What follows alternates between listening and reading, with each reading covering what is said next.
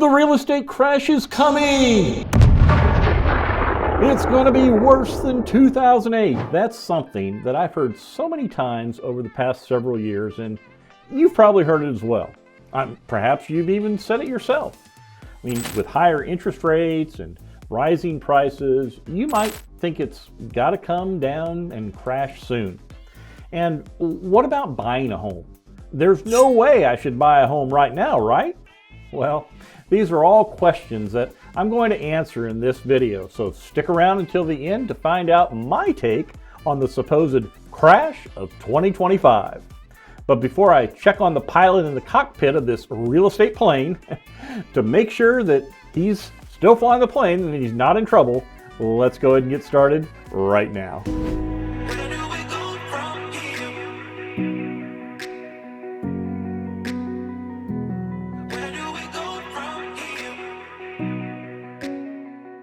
Hi, my name's Stefan, and as local real estate agents here in Virginia's beautiful mountains and valleys, we get texts, phone calls, and emails all the time from folks who are looking to sell a home or purchase a home in spite of the impending crash. And maybe that's you. Maybe you're looking to sell a home right now, or you're looking to purchase a home. We'd be honored to help you like we've been able to help so many other folks. Additionally, if you like our channel, you like learning more about real estate, you like going and seeing homes and neighborhoods here in the area, you like going to a lot of the fun events and things that we do here as well, we'd love it if you click that subscribe button, touch that bell icon, so you don't miss a minute of Virginia mountain to valley living. Now, as I said, there are many people who think that a real estate crash is coming. Now, before I get into this, let me just say, because of all the lawyers and legal stuff out there, I'm not a financial advisor, nor am I providing financial advice when it comes to buying or selling a home. I mean, myself or none of us, we don't have a crystal ball, and I can't tell you everything that's going to happen in the future. I'm just a guy that's been around the real estate market for a long time, and I'm going to share my thoughts with you. So, with that being said, I want to answer a couple of questions in this video. Number one, is the real estate market going to crash, or at least are we going to see a significant reduction in home prices? Number two, what does that mean for me as a buyer? And number three, what does that mean for me as a seller? So let's take a look at the elephant in the room question. Is the real estate market going to crash in 2025? Well, in my opinion, the answer to this question is a resounding no. Now, you may disagree with me, but let me ask you a question. Did it crash in 2024 like many people predicted? Now, of course, as we've seen over the past few years, things can change quickly and radically in our economy. And while there's always a chance of a crash, I'm going to give you 4 reasons why I believe the market won't crash in 2025. Number 1, the supply of homes is not outpacing the demand as it did in the early 2000s. According to the National Association of Realtors, in January of 2024, there was 4.3 monthly national housing supply of about 718,000 homes for sale, compared to 4 million that were for sale in 2008. With a flooded market of available homes, prices naturally decreased in 2008 due to the supply. Now, today we'd love to see a larger supply of homes so that buyers, and especially first-time buyers, can purchase a home. However, with a smaller supply and a high demand, I don't expect prices to go down significantly, which is one reason I don't think the market's going to crash. Now, there may be regional price adjustments, and we're even seeing some of those in larger cities like San Francisco and New York, where prices shot way up over the last few years. Now, I know they shot up everywhere, but especially in those places. And however, I just really don't think that to say the market's going to crash and prices fall like they did in 2008, I just don't really see that in the cards. But I think a second major reason the market is not going to crash anytime soon is because lending practices prior to 2008 were radically different than they are today in 2015. To say it bluntly, many banks and lenders had poor lending practices in pre-2008, giving loans to individuals that really could never be able to afford or to pay back the loans that they were given. Now, this led to about a 2 3/4 of homes being in foreclosure back in 2008, with nearly 6.5% of the homeowners at that time delinquent on their loans. Now, since that time, things have changed a lot. For one, in 2010, the Dodd-Frank Act added additional restrictions on lenders when making loans. Borrowers must now go through a much more rigorous process when qualifying for a loan than they did in 2008. Now, of course, this means that the amount of people who will qualify for a loan in 2025 will be proportionally less than in 2008, which, as we see today, these changes in the laws has led to fewer home foreclosures and fewer loan defaults. Now, today the average credit score for a borrower is 240, versus in 2008 when it was lower and there was a huge quantity of subprime loans being given to individuals. I mean, if you attempted to get a loan back in 2008 versus now, you'll know that the banks and lenders are much more selective and they have more hoops for borrowers to jump through when it comes to acquiring a loan. Now, a third reason the housing market won't crash in 2025 is because of a stronger job market today versus mass layoffs and high unemployment rates in 2008. Now, I'm not saying that our job market couldn't be stronger and that staggering inflation over the past 4 years has made it easier to folks to purchase a house. I mean, indeed, inflation has been a key factor in rising interest rates over the past 4 years, and coupled with increasing home prices, it's made homeowning for many people very difficult. However, the job market is stronger than it was back in 2008. Back in 2008, huge amounts of people were being laid off all across the country. For example, at that time, in 2008, the manufacturing sector alone experienced nearly 250,000 job layoffs. Additionally, the unemployment rate in 2008 was 7.2% versus 4.2% today. So with many folks being out of work, coupled with poor lending practices, this led to, again, those foreclosures at that time. But today, as I already said, we're just not seeing nearly as many foreclosures or loan defaults as we saw back in 2008. And then finally, another reason is simply population growth. In 2008, the United States population was about 305 million. Today, the population is approximately 345 million. Hence, a larger population increases the demand for properties, and new constructions haven't always kept up with a supply that is equal to the demand that an increasing population needs. With a larger population, there's greater competition for homes than there was in the past, which leads to prices at least remaining constant, if not growing slightly or marginally. So now with those 4 reasons as to why I think the housing market isn't going to crash, at least in 2025, let's talk about my second primary point, and that is, what does that mean for me as a buyer? Well, let's look at some information to help you make that decision. As you can see here, the median cost of a home in the United States in the third quarter of 2020 was $327,900. And the average 30-year fixed mortgage rate was 2.95%. I know, we all wish it was back there like that. Now, this means that if you had gotten an FHA loan and put down 3.5% of the $327,900 purchase price, your monthly payment would have been about $1,447. Now, compare that to the third quarter of 2024, when the median cost of a home was $420,400 and an average interest rate of 6.51%. This means that if you had again gotten an FHA loan and put down the same 3.5% of the $420,400 purchase price, your monthly payment would be $2,723. That's a crazy increase. And it's due to increased prices, but additionally increased interest rates. If you were to compare the two homes and what you pay over the course of a 30-year loan, I mean, it's staggering.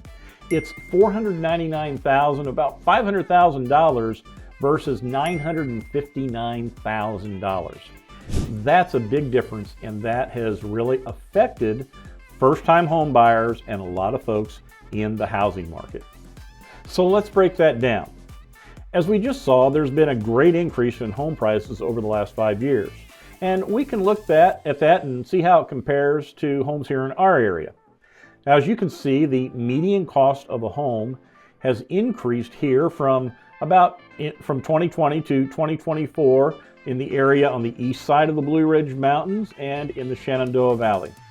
You'll also see that the United States average in 2020 and 2024, it's marked on blue there just for reference. Now, as you can see, and as we know, prices have continued to rise. So what will they do in 2025? Well, my guess is that they'll continue to go up. Although maybe not at the same rate we've seen them increased over the past 5 years. They may stay flat, but it'll be interesting to see.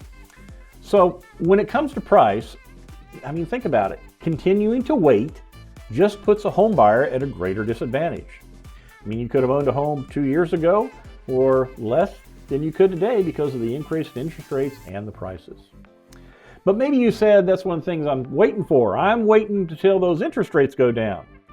Well, I mean, you're saying if they would just get back under 5%, I'd be more apt to pull the trigger and get into a home. Okay, I understand. Well, we just saw that interest rates increased from 2.95% to 6.51% on average over the last 4 years. And today, as I record this video, they're just over 7%. So, will they go down? Well, here's something for reference.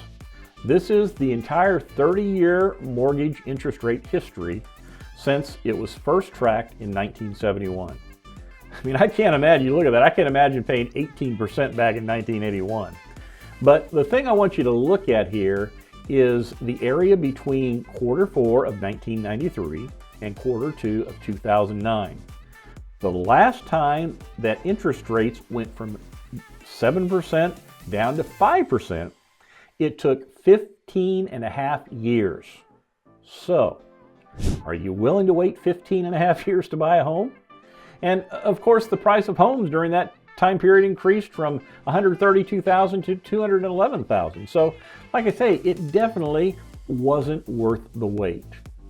And by the way, here's my interest rate prediction for 2025.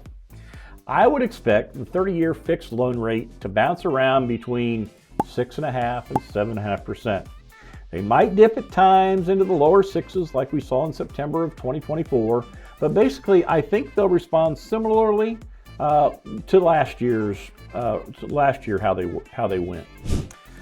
So I guess a few months from now we can see if I got it right. But by the way, I got it right in 2024, so we'll see. But anyway, back to the history of interest rates. When we think about that, I mean, I get it. It might not take 15 years for interest rates to go down again. But understand that interest rates in the 6s and 7s are still historically lower than average. I mean, we're all spoiled with 3 and 4% interest rates from the last 15 years. And while half of a percent or a full percent difference may make the difference in the type of home you can afford, there's no time like now to actually own a home. I mean, you'll begin to accrue equity, and like many people today who purchased a home 10 or 15 years ago, or even 4 or 5 years ago, they're using that equity when selling their home and purchasing another home, possibly a larger home, with a huge down payment, which can make for a smaller loan and more affordability when purchasing a home. But here's the thing, you won't ever do that unless you own a home. So don't let interest rates be a total showstopper for you. Decide what's in your budget and get in the game. Own that home. Also, here's another interesting fact that might be of help to you. As you can see, in 2021 and 2022, we had homes selling for more than what they were being listed for on average. However, that's changed. And while it's only a small percentage, it still will give you a better opportunity than you had just a few years ago, because maybe things are not going for more than that average price or that median price. Now here's something you might not have thought about, but what about a new home? Many times, if you can afford them, many times builders will offer or have special deals with interest rates 1 to 2% below typical bank rates. You know, Leslie and I just did a video about one of these builders who may really be able to help get you into a home, and a larger home, more of a home than you ever thought you could afford because of those low interest rates. So if a new home is something that interests you, make sure you give Leslie and me a call so we can be your advocate with the builder to make sure that you get everything you desire in a new home. So, as you can see, while things aren't like they were 5 years ago, waiting to purchase a home will probably be harder to do if you wait. But now for question number 3. What does a real estate market like this mean for a person who is selling their home?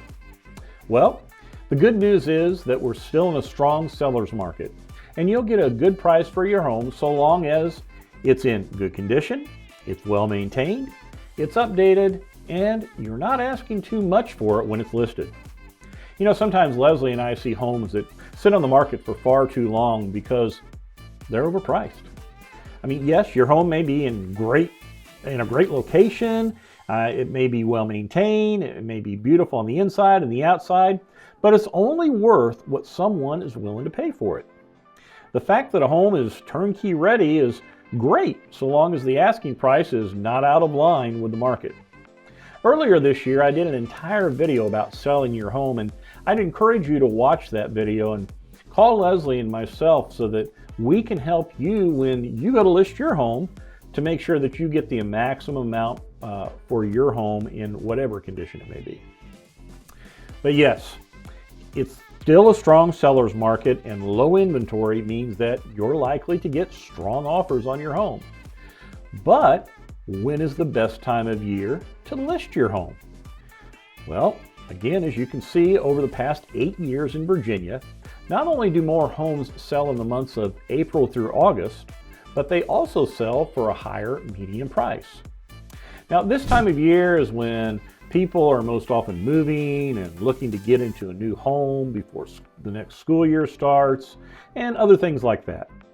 Sometimes this can lead to multiple offers on a home, which will drive up a home's final sales price. However, that doesn't mean that that's the only time you should list your home. Even though there tends to be less competition over a home during the winter months, again, if your home is priced right and it's well maintained, it's updated, you're still going to attract a lot of interest. And buyers during this time of year tend to be more serious about purchasing a home.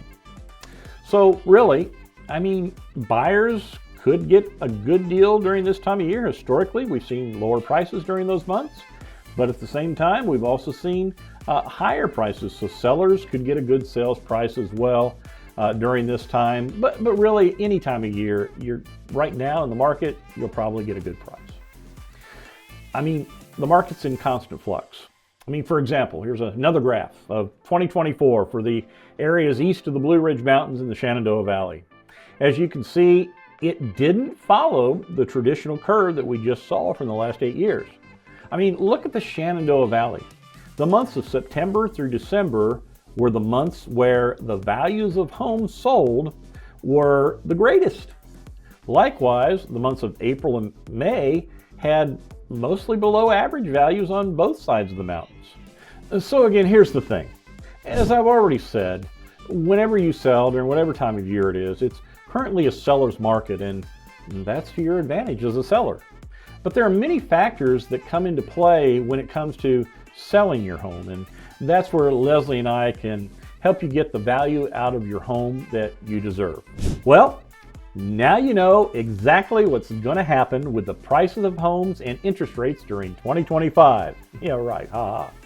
Well, time will tell, but I really believe that unless some cataclysmic event takes place, I don't think we'll see a housing market crash in 2025. But what about you? What do you think? Comment below and let me know. I'd love to hear. Additionally, if you're someone who is looking for a home to buy, or you're someone with a home to sell, Leslie and I would love to assist you in this incredibly important part of your life. In order to contact us, as I said before, all of our information is in the description below, and we'd be happy and we'd be honored to help you, as it's been our pleasure to help so many other folks as well. And you kind of know Leslie and me if you watch our videos, which when it comes to choosing a realtor, it really takes a lot of the uncomfortable part out of it when finding that realtor to help you. So call us, text us, or email us and get to know us better. We really do. We promise to always have your best interest at heart. And yeah, what you see on YouTube is pretty much what you get. We love helping people, and we'd love to help you too. So from here in January of 2025, with a full year of new expectations to come, until next time, I'll see you around town.